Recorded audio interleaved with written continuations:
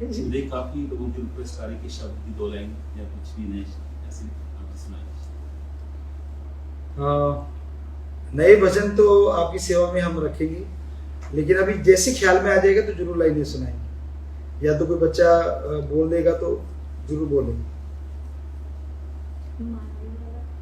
अभी आपने सुना था माई। अच्छा अच्छा अच्छा अच्छा वो भी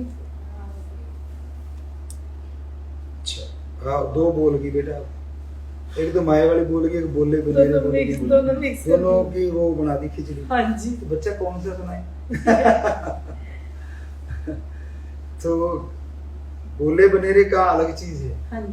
चलो उसकी लाइन आपने बोला शायद, मेरे बोले बनेरे का सैया, मेरे बोले बनेरे का सैया, तू जल्दी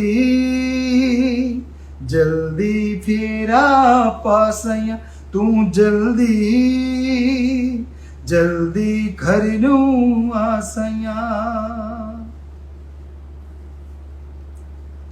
जी हाँ जी, काफी लोग जुड़े हुए हैं। जो कल का सॉन्ग आया उसके लिए लगभग 3 मिलियन व्यू हो रहे हैं, कांग्रेचुलेट कर रहे हैं। जी जी। एक रखा है और कह रही है कि नक्श शब्द कब आएगा।